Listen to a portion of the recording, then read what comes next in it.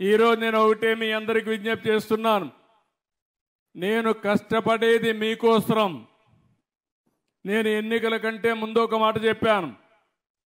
పేదవాళ్లకు న్యాయం చేస్తాను, కష్టపడి సంపాదిస్తాం. కష్టపడి సంపాదన చేయాలంటే అభివృద్ధి జరగాలి, సంపద సృష్టించాలి. దానివల్ల ఆదాయం పెరుగుతుంది. పెరిగిన ఆదాయాన్ని మళ్ళీ ఈ పేదవాళ్ళకు ఖర్చు పెట్టడానికి నేను నిరంతరం శ్రద్ధగా ఉంటాను, నిరంతరం శ్రమిస్తానని చెప్పి మరొక్కసారి మీ అందరికీ హామీ ఇస్తున్నా. ఇది ప్రారంభం మాత్రం. ఇలాంటి కార్యక్రమాలు ఇంకా ఎక్కువ చేయాల్సిన అవసరం ఉంది. మనసుంది, కానీ సమస్యలు కూడా బోలెడన్ని సమస్యలు ఉన్నాయి. నేను 4వసారి ముఖ్యమంత్రిని. సమైక్య ఆంధ్రప్రదేశ్లోనే ఎవరూ లేనంత కాలం నన్ను ముఖ్యమంత్రిగా పెట్టిన ఘనత మీదే. అప్పటి నుంచి మీరు చూస్తున్నారు, ఏదైనా అభివృద్ధి జరిగిందంటే దానికి చిరునామా తెలుగుదేశం ప్రభుత్వం. దాన్ని ప్రారంభించిన నాయకుడు నందమూరి తారక రామారావు గారని చెప్పి కూడా నేను మీకు తెలియజేస్తున్నా. ఈరోజు ప్రభుత్వంలో అన్ని వ్యవస్థలు నిర్వీర్యమైపోయినాయి. విధ్వంస పాలన అయ్యే పరిస్థితి వచ్చింది. తవ్విన కొద్దీ తప్పులున్నాయి. ఎక్కడ చూసినా అప్పులైపోయినాయి.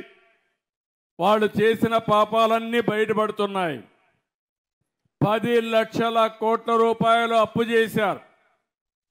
మన ఊర్లో కూడా ఎవరైనా సరే తల్లిదండ్రులు కొంత ఆస్తి ఇస్తే ఆ ఆస్తిని కాపాడకుండా ఊరూరు తిరిగి అప్పులు చేసి ఎక్కడికక్కడ తాగడానికి తిరగడానికి ఖర్చు పెట్టేస్తే ఆ కుటుంబం ఎట్లయితే నష్టపోతుందో అదేవిధంగా ఈరోజు రాష్ట్రం కూడా ఉంది.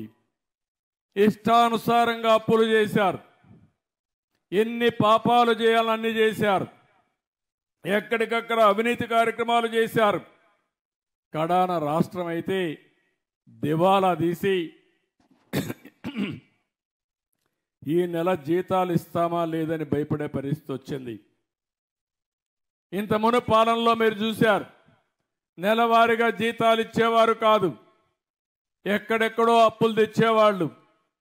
కడాన మద్యపానాన్ని కూడా మద్యపాన నిషేధం అని చెప్పిన పెద్ద మనుషులు దాన్ని కూడా తాకట్టు పెట్టి 25 సంవత్సరాలు తాకట్టు పెట్టి డబ్బులు తెచ్చి ఖర్చు పెట్టేశారు. కడాన ఎంఆర్ఓ ఆఫీసుల్ని హాస్పిటల్ కూడా తాకట్టు పెట్టి అప్పు తీసుకొచ్చే పరిస్థితికి వచ్చారు. ఇలాంటి చాలా దుర్మార్గమైన కార్యక్రమాలు చేసే పరిస్థితికి వచ్చారు. అందుకే నేను ఒకటే చెప్పాను.